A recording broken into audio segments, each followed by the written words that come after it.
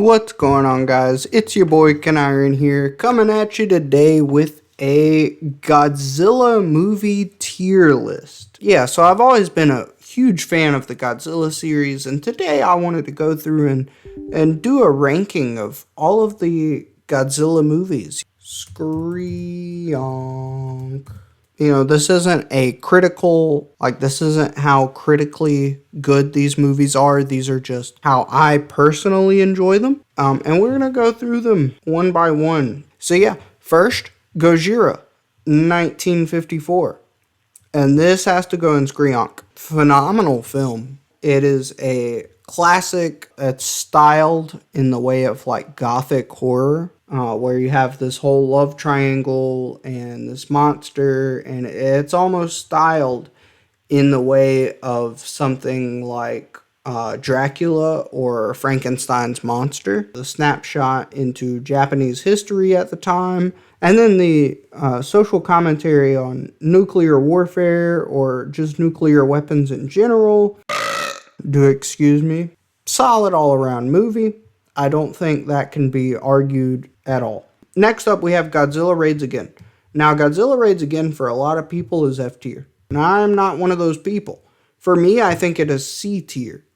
I do occasionally enjoy rewatching this movie. The monster fights are absolute garbage. The worst monster fights in any of the franchise. However, I do think that the human cast of characters is really solid. I actually enjoy watching the chemistry of the human actors and them bouncing off of each other, and they feel like real friends in this movie. And honestly, that alone gets me to watch this movie more than anything else. Also, the whole thing with like Godzilla being attracted to or scared by, I think it's attracted to the lights, like bright lights are like remind Godzilla of the nuclear bomb, and him kind of being attracted to that. That's a very strong plot point that I wish they'd revisit at some point in the series. And so far they haven't yet, and it's been like, 60, 70 years. So yeah, I do somewhat enjoy this movie. It's not the best, but I do think it's alright. Next up, we have Godzilla vs. King Kong. And this is probably it's between A and B. I'd probably put it higher B. So this is a fun movie. It has a lot of good social commentary on like capitalism and where Japan was headed at the time, and they were leaving imperialism and they were embracing more of a capitalist society, and it definitely takes that to the extreme because the characters are like having these monsters fight and they think it'll be good for their company and all this, and, kind of like a pay-per-view match. Yeah, overall, I think this is just a fun movie. Kong getting drunk and passing out is hilarious, honestly. The cast of characters handing out, like, cigarettes to the island kids, to the island native kids, is kind of hilarious, and there's just a lot that just comes off really funny about this movie, and I've always enjoyed rewatching it. And then next up, we have Godzilla versus Mothra, or Mothra versus Godzilla, Godzilla versus the Thing, I think is what it's called. And that's going to go right up here in, yeah, I think it goes in A tier. I would put it in A tier. This is basically Godzilla or King Kong versus Godzilla, but just better. Like the message of the warning, the social message of warning the Japanese people about capitalist society and the dangers of that, or what leaning too hard into that can lead into. I think it works better in this movie.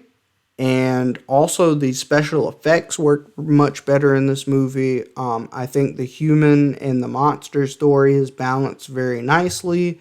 I think Godzilla has a really cool entrance in this movie. And Mothra is all around just a dope kaiju. And so I would put this in A tier. It's definitely one of the better Showa era movies. Next we have Ghidorah, the three-headed monster.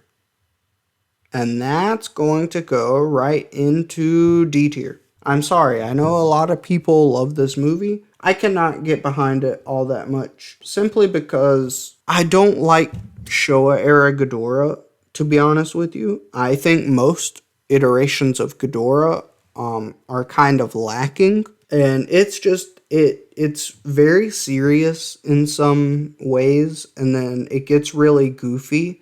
Mothra or the fairies talking about, oh, Godzilla, what harsh language you have. It's very tonally inconsistent, I feel like, and it's just not super duper interesting to me.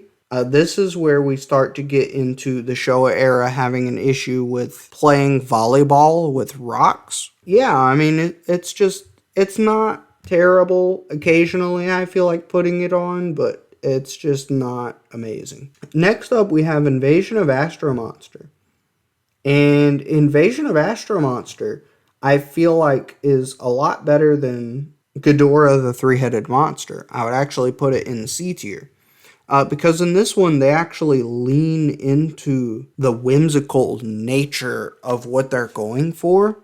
Whereas in Ghidorah the Three-Headed Monster, not only did you have kind of a half-assed resolution where Ghidorah just gets scared away and he doesn't really get defeated, but he kind of does. Whereas in this one, you have a more definitive end to the Ghidorah arc, and then you have Godzilla in space, and there's this whole space exploration aspect to it, and I think it's just much more fun as a movie with all of this space exploration, and like I said, just more whimsical. Next up, we have Ebirah, Godzilla versus the Sea Monster. I forget what it's called, but this movie is probably going to go right here, right in D tier, the lowest one on our list so far. The only thing that makes this one interesting to me in any kind of way is the fact that it was supposed to be a King Kong movie, but then Toho lost the rights to King Kong and they couldn't put him in the movie. So they instead replaced King Kong with Godzilla. Yeah, other than that, there's not really much to this movie. Like, the monster fights are pretty boring. I will say that the underwater fights, from a technical standpoint, are like kind of cool for the simple reason that this is the first time we've seen Godzilla fight underwater. But other than that, Ebirah is just, he's a weakling. He's very bland, and he's just not very interesting. And then the giant condor, like the whole section where the giant condor fights him, that's just really bad. I hate the giant condor with every fiber of my being. I think that is the worst part of the movie. And the human characters in this are just not very interesting either. Next up, we have Son of Godzilla. Now, Son of Godzilla might surprise some of you, because I think that it is solid C tier. I would almost put it B tier. The human characters in this and the story in this movie is actually really solid. I think it has a lot of emotional weight to it when it comes to the monsters. What really brings it down for me is how terrible Manila looks and just how god-awful Godzilla looks. And sometimes I think they lean a little too far into Godzilla being a father figure. And I do think that, the ending of this movie is actually really emotional, and I think that puts it, as it stands currently, at the top of C tier. Next, we have Destroy All Monsters. This one might be a bit of a hot take, because I know a lot of fans love this movie, but I'm gonna put it right in D tier. Godzilla Final Wars just does this movie so much better than this movie does this movie. Like, you feel what I'm saying? I don't think they had enough monsters, enough interesting monsters to really make this the big crossover event that it could have been. I would love to have seen this come out as like the last movie in the Showa era instead of the ninth. Because I don't think they really had it all together to really make this movie.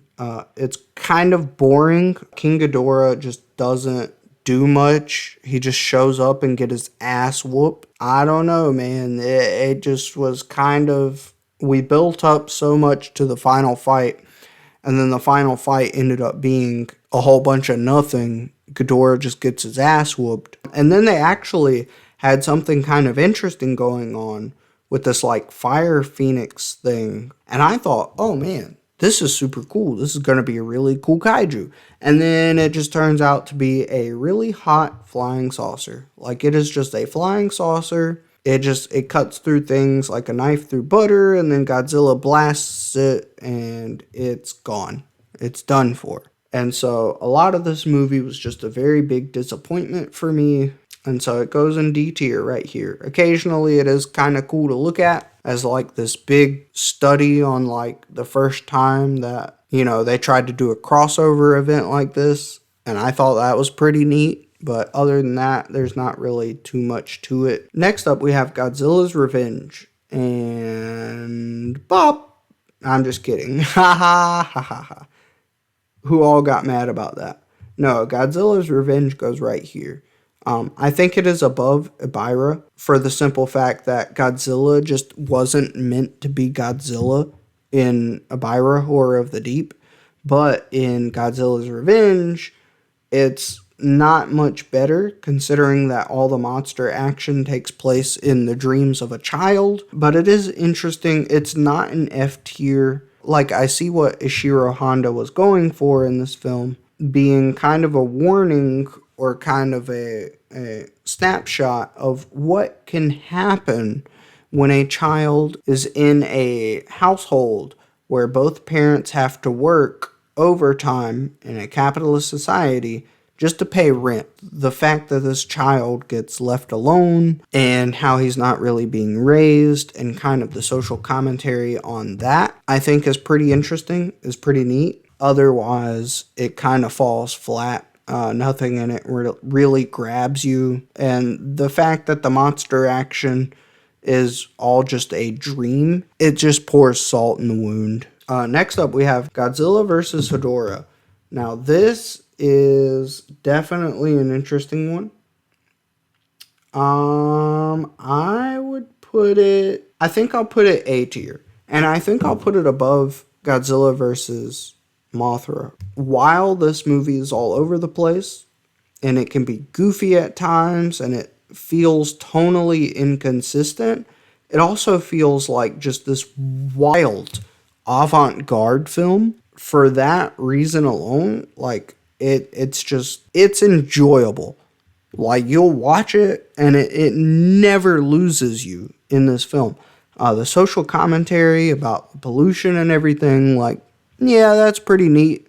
But seeing Hedorah just melt people down to their bone is kind of crazy. The reason it's not in Skrionk is because some of the editing is very weird, especially during the monster fights. You'll have Godzilla be stuck in this, like, sludge pit that Hedorah's thrown him in, or you'll have him get sprayed in the face by sludge and pollution and shit that Hedorah's thrown at him. And then the next scene, he'll be completely fine, you know, and he'll continue the fight like normal. So that keeps it out of Skrionk tier. Plus the kid just yelling, Papa, all the time. Kind of annoying. But the rest of it, it's so all over the place in the best ways possible. It's completely it's zany, but it's also very, like, dark and gritty and serious at the same time. And I don't know, man. Something about this film just works for me. Next, we have Godzilla vs. Gigan. Now, this one is going to be very controversial. Because for my personal enjoyment, it's above the original for me. I'm so sorry. This is, like, the main guilty pleasure film from the Showa era for me. I love Gigan. He's such an interesting monster. He's got such an interesting, unique design. I love the human cast of characters. I find them extremely charming. And this is one of the few times that I actually really enjoy Ghidorah. Granted, there's so many technical things that you could point out with this film that are just terrible. Like the filter on the film is just bad. The stock footage used is just bad. Yeah, then you have moments like, in the English dub at least, you have moments where Godzilla and Anguirus are talking in English, and it is just so freaking wild. It's so wild, and I love it. And I love the human characters. They get me to the monster fight just fine. They keep me engaged. And then you have the monster fight at the end, and it is brutal, man. It is so brutal. Godzilla bleeds. Gigan makes him bleed. Gigan is just so freaking metal, dude. I love this movie so much. Even though I've heard all of the criticisms against it, you cannot convince me it's not amazing. Next up, we have Godzilla vs. Megalon. And Godzilla vs. Megalon is actually going to go right here in C tier, right above Godzilla Raids Again. Yeah, this movie is boring as all hell. Boring as all hell. The humans suck. Plotline sucks. Everything about this movie sucks. And then you get to the last third of the movie, and my God, is that last third of the movie just complete batshit insane in all the best ways. Like, they completely forget about the human characters, and they just say, you know what? We're going to have some monster action, and they're going to be duking it out for like 20 minutes. If it wasn't for how insane that last final fight is, if it wasn't for that, this movie would be D or possibly even F tier. But because of that, it is so much more enjoyable than the rest of these below it. Like, I love watching that final fight. Like, just watching the final fight. And if I gotta sit through the rest of the movie to get to it, I'm not gonna lie, it kinda makes up for it. Next we have Godzilla vs. Mechagodzilla. And this one here is kind of interesting. I think it belongs in A tier. Mechagodzilla is such an imposing character. He's so cool. He also, like Gigan does, he makes Godzilla bleed. Godzilla has to learn a completely new ability to even be able to defeat him. And even then, it takes help from King Caesar. And my God, is this just a saucy movie. Like, it has everything you want from it. The humans are pretty alright in this movie, I feel. Everything about this, it screams A tier to me. I don't have too much more to say about it other than that. The final fight is something to behold, man. Next we get to Terror of Mechagodzilla. And this one, I think, is going to go in B tier. I think bottom of B tier is where that one belongs. Godzilla really doesn't play, like, he doesn't play a very big part in this movie. His presence isn't really felt in this movie, and it really is just primarily about the human drama. And the human drama is okay. Like, I appreciate the darker tone of it and everything, but it's like, okay, this human drama serves to get me to the monster fight. It actually works pretty okay, but then when we get to the monster fight, it's just a bit underwhelming to me. You could have this whole movie without Godzilla in it, and it would still work the way it works. You know what I mean? Like, on the flip side of that, it's a pretty okay movie even without Godzilla. So, like, I really can't hate on it too much. Next, we have Godzilla 1984. And 1984, for a lot of people, would be up here. But for me, it's way down here. That's quite the hot take. I understand that a lot of people enjoy it for the commentary that it has on the Cold War and the more darker or serious tone, but I just cannot help but be bored out of my mind when I watch this movie. It's an okay movie in its own rights, but then you have Godzilla's goofy ass design, and I just cannot look past it for how serious the movie wants to take itself. It really throws me off. And the fact that he's not fighting another monster, and it's just kind of character drama that I don't think works. I really don't find myself rewatching this movie very often, and I don't even find myself enjoying it all that much when I do rewatch it. I understand that some other people like it, and that's cool. But for me personally, it's in D tier. Next up is Godzilla vs. Biollante. And Godzilla vs. Biollante, I think, belongs right up here in A tier. A lot of people would say it's S tier. A lot of people would say it's among some of the greatest. And I think it's pretty solid.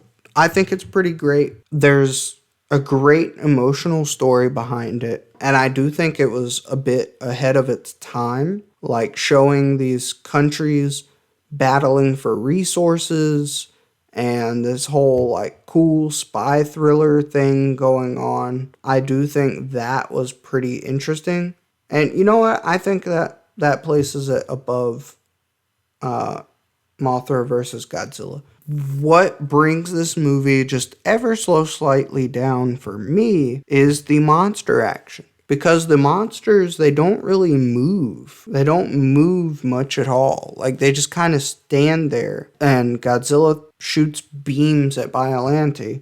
And then Biollante throws her vines at Godzilla, and that's kind of all the fighting is. And that aspect of it kind of brought it down for me. But the rest of the movie, I think, is solid enough that it's still really, really good. Next up, we have Godzilla vs. King Ghidorah. Now, this one goes all the way in D tier for me. Simply because the plot is just so convoluted and so hard to follow, and it has so many plot holes that I cannot look past it. I do not like the battles all that much, the monster fights. Like, the most that I like about it is M11. The android is so fun to watch, but the rest of it is just convoluted, and I just don't really like it all that much. Like, when I was a kid, that would have probably been in B or A tier because I thought it was just so silly. But nowadays, I'm just kind of like, I have a hard time sitting through this movie. Next is Godzilla and Mothra, the battle for Earth. Now, this one, I think this one belongs in B tier.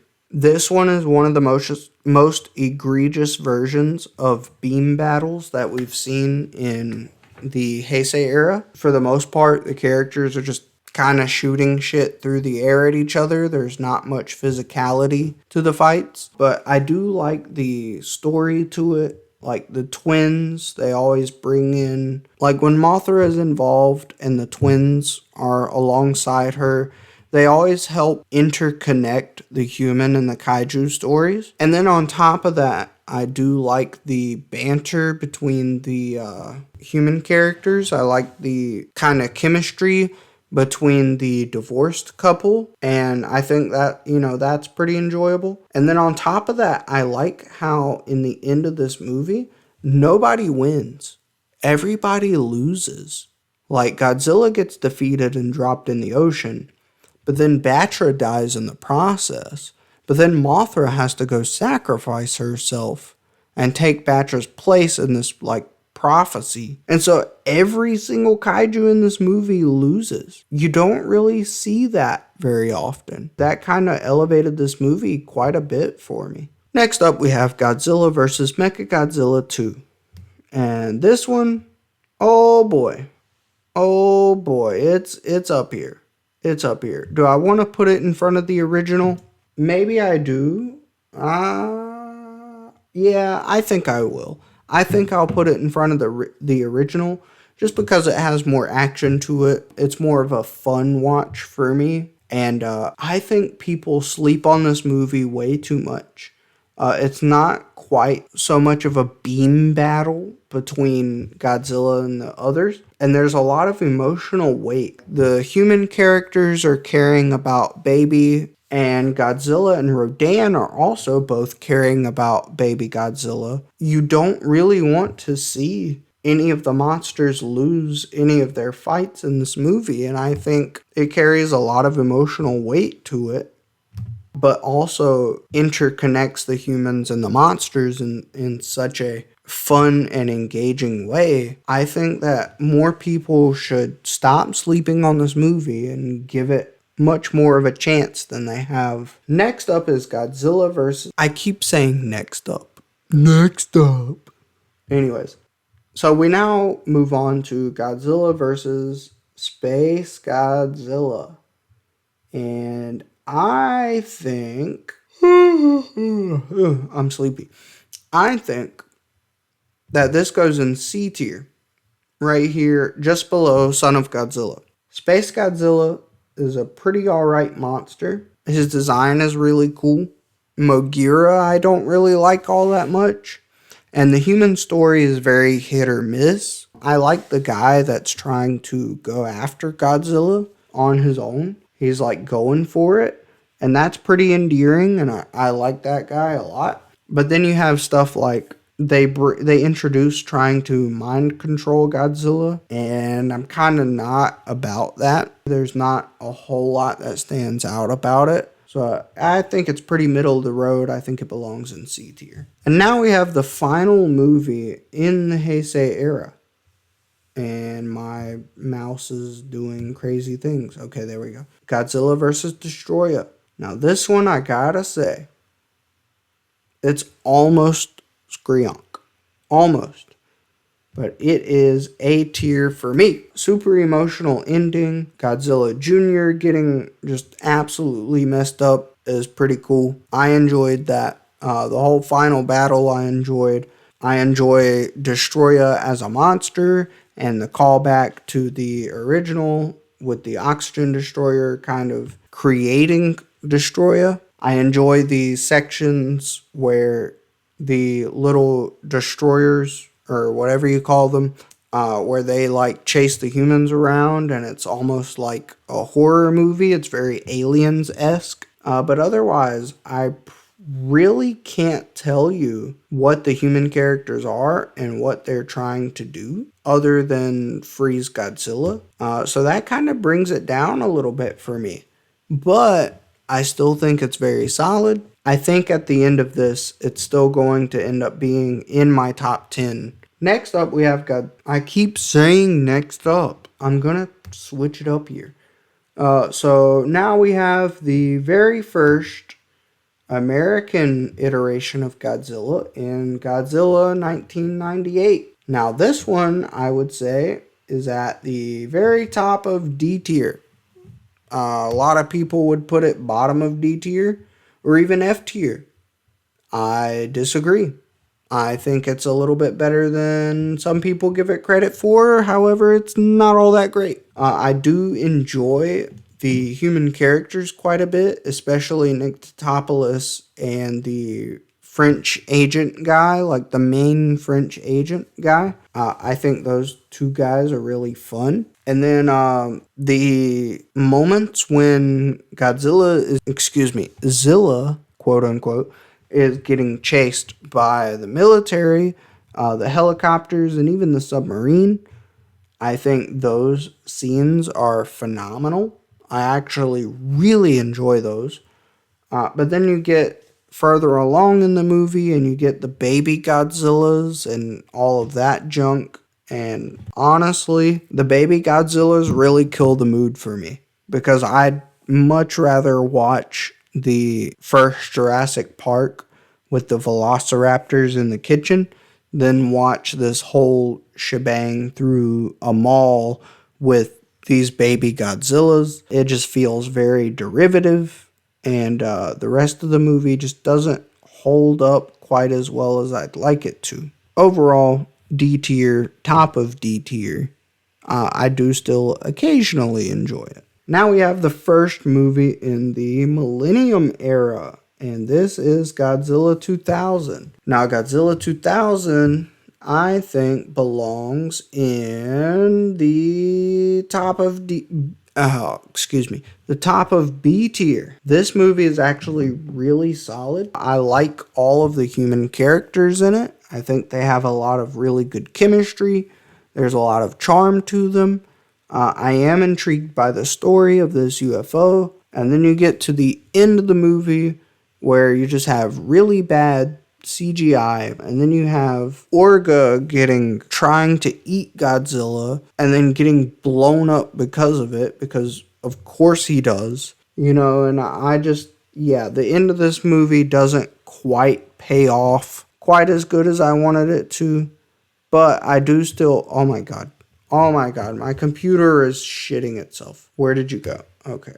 There we go. It's a solid movie. The American edit of it is significantly better, I believe. Just because it gives a sense of more action through the music and through the editing and the sound design of it. Upper level of like the middle of the road. Next up, we have Godzilla vs. Megaguirus. Now, a lot of people put this movie towards the bottom of their list, and I just do not see it. To me, Godzilla vs. Megaguirus is top of C tier. Because I do understand a lot of its flaws, right? Like, it's kind of all over the place in terms of, like, tone and, like, just the story in itself. But I do think it has the best shot in the Godzilla franchise. When the lady is riding on Godzilla and she like puts a tracker on him or some shit, and then the camera pans out and you just see her on Godzilla's spine, like in the ocean. Best shot in the franchise to me. And then there's some other like stylistic choices, especially towards the final battle. I also really enjoy the horror aspect that they were going for with these Meganulon that kill these teenagers on the street. The human characters outside of that are pretty forgettable, but I think the rest of the movie is pretty solid. I had to take me a quick break. I was really starting to lose my voice, and it was a whole thing. Coming back to it though. Now we move on to GMK. Godzilla, Mothra, King Ghidorah, all monsters out attack. Or giant monsters all out attack. Mouthful of a title. Going off of the title alone, that is a just straight F tier. The movie itself, though, not F tier. I would not put it in F tier. It's actually really good. It's really good. A lot of people would put it in S. I disagree. I'd put it in the top of B. I love this movie, don't get me wrong. It's a very fun movie to rewatch, but there are always little things about it that rub me the wrong way. There's a lot of intrigue with Godzilla being this vengeful, like, zombie collection of spirits, which is just insane that concept ever saw the light of day. That's utterly insane. However, once you learn that the guardian monsters were supposed to be, I think, Baragon, Anguirus, and Varan. I might be wrong. Anguirus might have been a different one, but I'm pretty sure it was Anguirus. But once you learn that it was supposed to be those three, and not Baragon, Mothra, and King Ghidorah, that honestly sours the experience a little bit for me. Simply because, like, to me, the best part of this movie is Godzilla's fight with Baragon. And I would have loved to see all three of those characters realized to that level. It feels like the script was already pretty much completed. And then Toho was like, let's throw in Mothra and King Ghidorah. You know, like Mothra and King Ghidorah just seem like really late includes in this movie. And I say that for the reason that a lot of people praise this movie for how those two characters look. And I think this is the worst they've ever looked in just about any movie. Mothra, she looks very flimsy. She looks cheap. A lot of people say, oh, she looks spindly. She looks more like a wasp. But I think part of the intrigue of Mothra is just how warm and inviting she looks, you know, not how I don't know. She just looks too much like an insect here. So I'm not a fan of Mothra's design, and I'm really not a fan of Ghidorah's design. You can't even call him King Ghidorah because he's just Ghidorah. Because the heads, they're so stacked onto each other, they look so unnatural. They look like they get in the way of each other a lot. And I get it, Ghidorah was supposed to grow into this like Orochi, I think is what it's called, where it's like this 8-headed Hydra monster, and so he didn't have enough time to grow, and so he only grew 3 heads instead of the 8 that he was supposed to have. But I don't know, just like I know I'm saying a lot of negative things, but like this movie is enjoyable. It's fun. The human characters are really fun. I always enjoy them. Some of the most memorable, the old man, the main protagonist, and I guess he's not a love interest, but the guy who hangs out around her, him bringing her home drunk to her very stern father, but you can also tell he's a very caring father, and I just really like the human characters in this. I like some of the little side stories we go on. But yeah, the monster designs for Mothra and King Ghidorah, I just can't get past them. If they'd have had more classic designs, this would be an easy A tier. But it cannot be Skreonk. With the way this movie ends, it will never be Skreonk for me. Because if they can't drill through Godzilla from the outside, what makes you think a human vessel is going to drill through him from the inside? Like the outside hide, his outside skin, still has the same thickness and durability, and that doesn't change just because you hit it from the other direction. I'm sorry, you're not going to drill through that. And he gets killed by the humans. What were the guardian monsters for? If a human ship just gets swallowed by him and then completely messes him up from the inside, like it just kind of defeats the purpose of the guardian monsters. It's cool that Godzilla whooped their ass. I'm talking way too long about this movie, okay? I don't like the designs. I don't like the ending of the movie, how he dies. But I do really like Baragon, and I do really like the human characters for the most part. This iteration of Godzilla, I think, is a really cool take. And I'm going to move on from this, because if I don't, I'm going to sit here on a half-hour rant about this one movie, trying to just explain and speak my piece about it, because I didn't put it up here. Continuing on.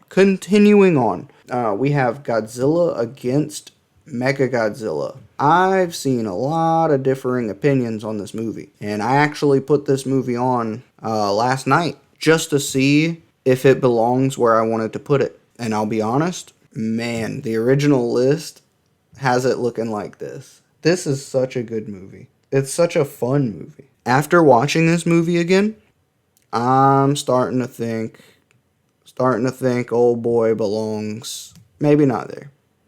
I have such a special place in my heart for versus Gigan, but it belongs here for me personally. Man, Kuryu is such a cool character. One of my favorite fictional characters. One of the sauciest fictional characters in the universe. Okay? If aliens made some really cool stories and their stories were like 100 times better than our stories, Kuryu would still be in the top 5 characters of all time. And I do mean character, because, dude, who came up with this idea? A cyborg robot, like using the bones of the original Godzilla as the framework for this metal robot, and then having a living DNA brain, a DNA computer, rather, to help run the robot efficiently. And then that DNA computer is kind of put together from the DNA of Godzilla. I don't know if it was the original or this new Godzilla that it was made from. And then the original Godzilla. This guy right here. Stop right-clicking. I'm going to shoot myself in the foot with a water gun because it's hot outside and my feet sweat and they stink. This guy right here is taking control over this guy, over this big robot dude. He is big robot dude. How awesome is that? And then the human characters I also find relatively charming. They're not the best. And then I will say the purple cannons on Mechagodzilla, they make them feel a little too much like a Power Rangers mech. However, Power Rangers mechs can sometimes look cool too. Some of the best fight scenes happen with Kuryu. It's just entertaining as hell all the way through. I don't even want to pause this movie to use the bathroom whenever I'm watching it. It entertains the hell out of me. I get it's not trying to say a whole lot socially, but not all of these movies do, and even the ones that do, not all of them execute it very well. They don't execute it to the level of this one, that's for sure, and a few of the other ones. But, yep, that's where it sits for me. Next on, we move to the sequel for it, Godzilla Tokyo SOS. A lot of people say this one is better than Against Mechagodzilla. And I gotta say, I wholeheartedly agree. Yeah, Tokyo SOS is everything you liked about Against Mechagodzilla, plus a little more, plus a little fine-tuning, plus some better character development.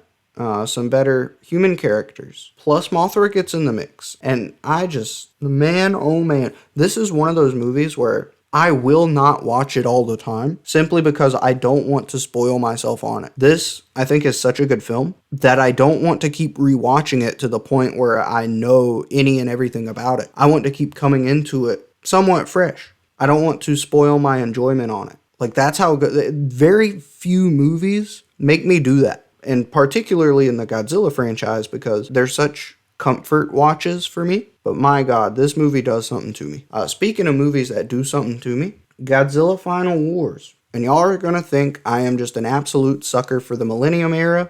And you'd be right, because it's going right here in Skrionk, right behind Tokyo SOS. These three movies right here, Against Mechagodzilla, Tokyo SOS, and Final Wars, this is around the time when I started having my first memories, and a lot of those first memories included some of these movies. But this one in particular, it is such a joy to watch. The human characters are just fun as hell. They go for this like Matrix style kind of story with the humans, and that's really solid.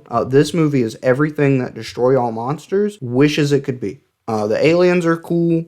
Some of the best designs for a lot of the Godzilla kaiju. The monster action is pretty solid in it. I do think a lot of it is a little too short-lived for my taste. To be honest, it doesn't really bring it down because the human characters are so entertaining to watch. Don Fry, you can't talk about this movie and not talk about Don Fry. Absolutely steals the show. I would honestly watch a 2-hour movie of just Don Fry being Captain Gordon. It is just such a fun movie. The people who hate this movie, I understand it to some degree, but at the same time, I'm like, dog, if you like any of these other goofy movies, there's no reason you shouldn't like this one. But the only criticism that I could see someone just really being irked by when it comes to this film is like the orange and the blue filters that they put over a lot of the shots. And Manila, he's kind of but you can just do without Manila in the film entirely, and it's perfectly fine. And plus, he doesn't take up a lot of runtime anyways. It's like 5 minutes max. But other than Manila kind of being pointless, and the blue and orange filters over a lot of the shots in the movie, other than that, I cannot see how anybody would not have a good time with this movie. This was the 50th anniversary. Did it have a lot to say? No. But it had a lot to celebrate. And celebrate they did. They partied so hard, they shut down the club until 10 years later, when the Americans tried their hand at Godzilla one more time. Okay, so I'm going to just go ahead and rip the Band-Aid off with this one. I think this is A tier. One of the best revitalizing, I don't know. I'm going to use that word anyways, and I'm going to say it with some confidence, and I'm going to mean it with my chest. Revitalize. Yeah, this movie, single-handedly, the best revitalization of the franchise. I get the problems that a lot of people have with it. The darkness has never bothered me too much. Like, it's certainly not Alien vs. Predator Requiem dark, but I do understand. I have seen some videos of, like, it being artificially enhanced and brightened up. It is a little bit of a shame that it is as dark. This is such a tongue twister. It is a little bit of a shame that it is as dark as it is, considering how cool the monsters look and all. But that doesn't really hold it back for me. The only thing that really holds it back is just, one, the cutting away from the monsters. I'm actually not against cutting away from the monsters. I think it's fine to do that, but they should have done that in a much more crafty way, a much more cinematic way. They should have gave the audience a little something extra to chew on. So I do think that was a little bit of a mistake, is cutting away from it in the way that they did so. But now I will say, what's his name? Ford Brody? I get that. I understand the criticism against him. He is a little bit boring. I think he's supposed to come off as like stoic, kind of understanding his military background and kind of how straight-faced he is the whole time. I see it as an uninteresting character for sure, but I also don't really see it as an unrealistic character, if that makes sense. Like, I kind of can see why he is the way he is, and that's why it's not as much of a knock against the movie for me. But you cannot deny this has some of the best shots, some of the best sequences in this entire franchise. The hell jump sequence, 10 out of 10. The tsunami sequence in Hawaii, 10 out of 10. Hell, the final fight with the Mutos, 10 out of 10. So much of this movie just hits so hard. Another thing that I really, really like about it is I think this movie single-handedly shows Godzilla's scale and makes the audience feel Godzilla's weight more than any other movie in this franchise. Like, I think that is the one thing that this movie does best, is show Godzilla's weight, show his scale, and make the audience feel like this is real. That scene at the airport where he like stomps and everybody goes quiet. Oh my god, chills every time I see it. Just thinking about it, I'm getting chills. So yeah, I mean, some of the best that the franchise has to offer comes in this movie. It's kind of sad that some of the rest of the movie falls flat, but at the same time, I still love the hell out of it. Next up, I said it again. Look at that. You know what? I'm going to stick to it. Next up, bitches, is Shin Godzilla. Shin Godzilla goes right here. For me, it is about on the same level as the original. I can see why some people prefer the original, but for me, what elevates Shin, because they both have something to say, right? And they both were ballsy with what they had to say. I think Shin Godzilla is a little more methodical in its approach. I also like the cinematography of Shin Godzilla a lot, and the music in it just hits super duper hard. However, Gojira has more of a story to it, and it's structured like a gothic horror. And so, depending on my mood, I might watch this over this one day. So what puts Shin Godzilla over the original for me is just how relevant it is for me, hearing the news and, hearing about all the stuff that was going on in Tokyo with the reactor meltdown and the tsunami that led to that. I remember being a kid and seeing this everywhere on the news, the sheer devastation. And then they made a movie about it. And then that movie called out their own government and the processes that led to the disaster being even worse than what it should have been. It was one of those like, oh, damn, they really went there. Like, you know what I mean? Next up, we have the Godzilla anime trilogy, and I really don't want to talk about these movies. They're all 3 F tier. The second one, City on the Edge of Battle, or whatever the hell it's called, goes above the first and the third one. I can't stand any of these movies, to be completely honest with you. The third one is the worst. Like, it kind of has the coolest concept with Void Ghidorah. Like, I understand why people would rank the third higher than the other two, simply because of the concept of Void Ghidorah being so cool. But the whole time I was watching the movie, I'm like, okay, I'm following you. And then I started thinking, how the hell is Godzilla going to fight Void Ghidorah if Void Ghidorah is interdimensional and can't really be interacted with by our 3-dimensional plane or whatever was going on? I've thrown this movie out of memory. And then they didn't fight.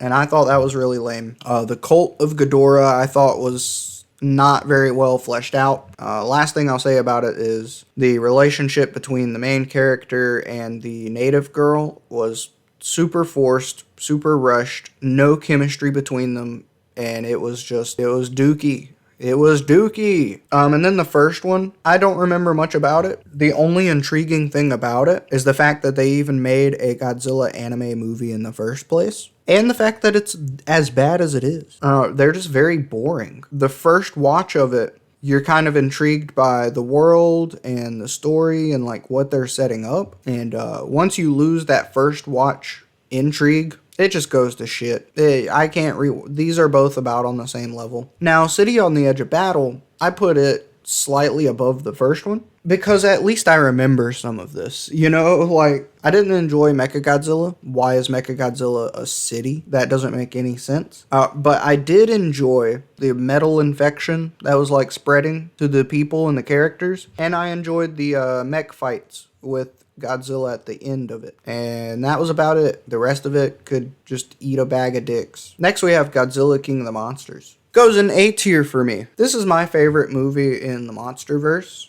It just has so much, there's so many cool scenes, so many cool shots in it. I do think the cinematography and some of the sequences in the original or the 2014 Godzilla, I do think some of those were better, but this one just has so much more action and it's just so much more like fast paced. I feel like I'm never losing interest really. And people like to give it knocks for the Russell woman helping the eco-terrorists. I understand that. You know, it's something that doesn't quite sit completely right with me either. But I will say, in defense of that character's story arc or that character's like decisions in the movie, I will say she's grieving, and she's grieving in the completely wrong way. And I don't know if you've seen people in real life that do not grieve properly, or they don't allow themselves to properly mourn the loss of someone or something they love. And it causes them to do really stupid stuff. And I think this movie is just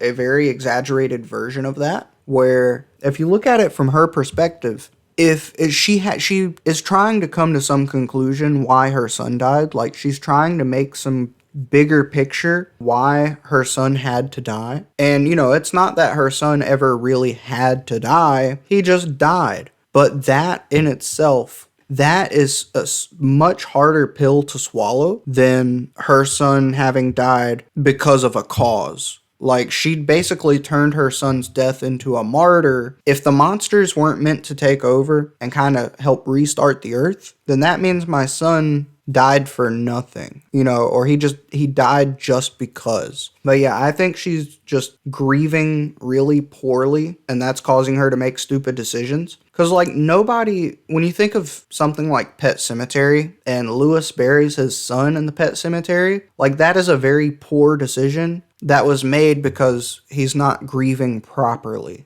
Does that make sense? Great movie. If I'm sitting over here trying to defend it, I just enjoy the hell out of it. One of the best theater experiences that I've ever had. And King Ghidorah is finally a threat in this movie. Like, this is the best King Ghidorah we've ever gotten. He actually feels like he can whoop Godzilla. In the rest of these movies, he just kind of feels like a bit of a weakling. Except maybe the anime movie, but that was so garbage, nobody really wants to talk about it. There are no anime movies in Ba Sing Se. Also, Rodan. Same thing with Rodan. I've always kind of liked Rodan. I never thought he was done very poorly in the old movies, except maybe the later Showa era Rodan. But yeah, Rodan looks the best in this movie that he ever has. Has coolest scene, like the coolest sequence. The biggest knock against this movie really is, yeah, you kind of have to squint, or you kind of have to do a little bit of mental gymnastics to get the character motivations to make complete sense. And then the other knock against it is really the oxygen destroyer. Like, them using the oxygen destroyer completely rubbed me the wrong way. Call back to the original, and it just felt a bit disrespectful. But other than that, this movie gets an A tier for me. And I'm going to quit talking about it because I'm pretty sure I've been rambling on about it for 15 minutes. I'm going to edit that completely down. But yeah, here we go. Godzilla vs. Kong. I was going to put it in D tier, but honestly, I think it belongs in C tier. Like, don't get me wrong. The stuff that irks me about this movie really, really irks me. Like, I cannot stand certain things about this movie. The two main ones being, one, King Kong playing dead on the ship. And he's not even playing dead, he's just laying down. But yeah, they're like, oh, King Kong, play dead. And Godzilla will think you're dead and he'll leave you alone. But then they lock eyes and they just stare at each other intensely. And I'm like, oh no, Godzilla doesn't think he's dead. He's gonna come absolutely destroy this ship. And then that doesn't happen. He just leaves. And I'm like, dog, y'all just stared at each other menacingly. What is going on here? Why did you just leave? It felt like Godzilla got dumbed down. And then on top of that, the only other thing that really rubbed me the wrong way, besides the fact that this is more of a Kong movie than a Godzilla movie, is just simply Godzilla boring a hole through the earth. I could not get behind that at all. I was like, that feels so contrived. It's just a way to fast track them meeting up in Hong Kong to have a cool fight. Which, I mean, it was a cool fight. Honestly, some of the best fights in this franchise happen in this movie. The underwater fight and then his fight with Kong in Hong Kong. Two of the best fights in this franchise. Two of the most entertaining fights in this franchise. But how we had to get to them and get away from them, I really did not like. I also didn't find it very believable that Godzilla struggled against Mechagodzilla as much as he did. And then Kong just kind of came in and was just like, nah, I got him. I can fight him pretty easily. After basically dying and getting his heart restarted. I feel like this is the movie too where they jump the shark a little bit. They make the world feel a lot less grounded. There wasn't any payoff from King of the Monsters in this movie. Like, this movie did not need to happen for this movie to happen, except for, like, the skull of King Ghidorah, which you could have just said that they found some alien monster skull and just left it at that. Like, you didn't need this movie for this movie to happen. They throw consequence out the window, and they have Godzilla bore through the entire Earth. And then when he hits Kong, it just pushes him and burns a little bit. And I'm just like, dog, what are we doing? Godzilla used all of his energy to shoot through the earth, the whole earth.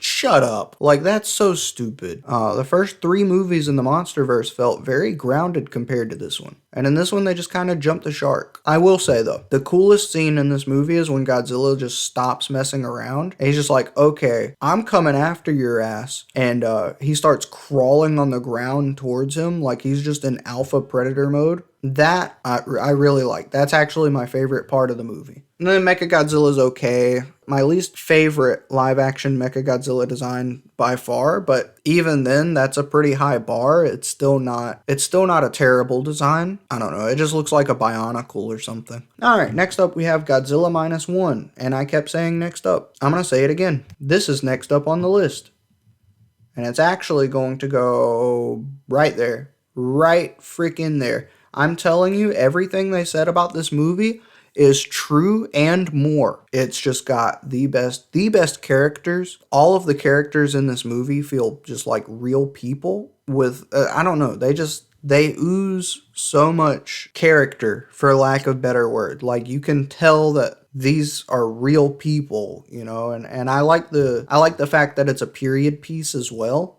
To me, that was super neat. That was an interesting decision, and I'm glad they did that. It was cool to see the Japanese people trying to rebuild after World War II. I thought that was a very interesting dynamic that we had kind of heard glimpses of, like in the original Gojira, but we hadn't really seen firsthand in a film. The main character's whole, like, journey and his whole struggle, super neat. Loved it.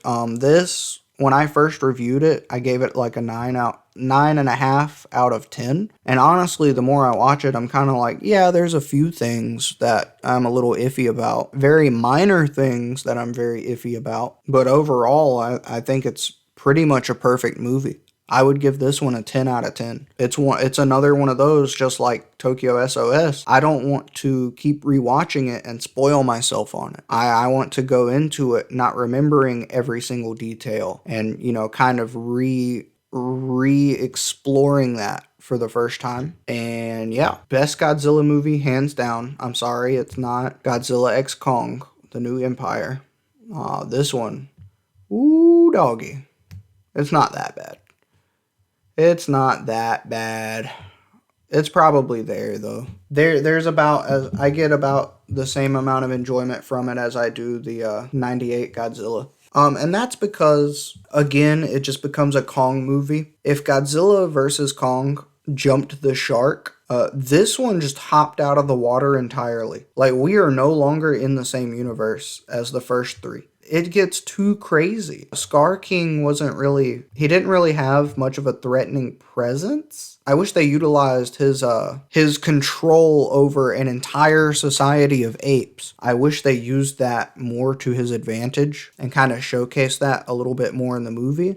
He certainly did against Kong, but not so much against Godzilla. And then Shimo, I think, is kind of I want to like Shimo, but it just feels like such an uninspired design. Really, I cannot get behind it. And then King Kong beating Godzilla because he gets a damn power glove. Come on, what are we doing? What are we doing? I just can't get behind a lot of this movie. The zero gravity fight was just way too wacky and out there. They might as well have just fought in space. Godzilla getting sidelined for the whole movie just felt so wrong. And then he gets powered up, supposedly, and he's pink now, which I actually like the pink design. The rest of his body, I think, changes a little too much. He gets a little too slender. Like, I had really grown fond of the bigger, beefier look that they gave him. Man, I just don't really get it. You know, he gets beefed up and then he still loses to Kong. Like, how beefed up is he really? If he's losing to Kong, I don't know. The movie doesn't make any sense.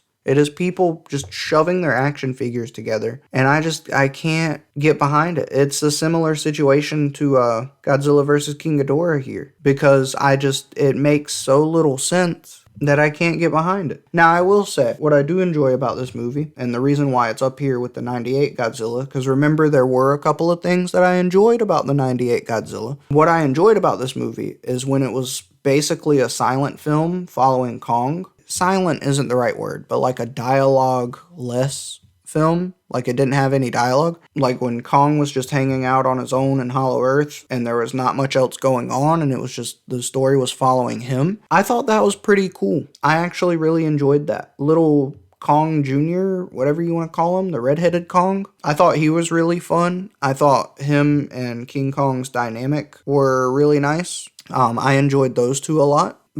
And I enjoyed them so much. Like, here's what I'm telling you. I named like 3 or 4 different things that I enjoyed about Godzilla 1998. This one I named 1. And yet that one thing was so enjoyable, it puts it above all the rest of these. The direction of the MonsterVerse, while I'm okay with silly stuff, I came into the MonsterVerse just being so enthralled by the sheer weight of the monsters and just how responsibly they were treated, I guess is the best way to put it. And I'm like, where are the limits? Where are the boundaries? We need limitations on these monsters. They don't just need to be turning pink for no reason. And if they do turn pink, supposedly powering up, we need to feel that in the story. And we did not feel that in the story whatsoever. We did not feel that in the action scenes whatsoever. It's a far cry from where the MonsterVerse started. And I wish we could get back to the more grounded nature of that franchise. It's very jarring. That's enough rambling on. Yeah, this is my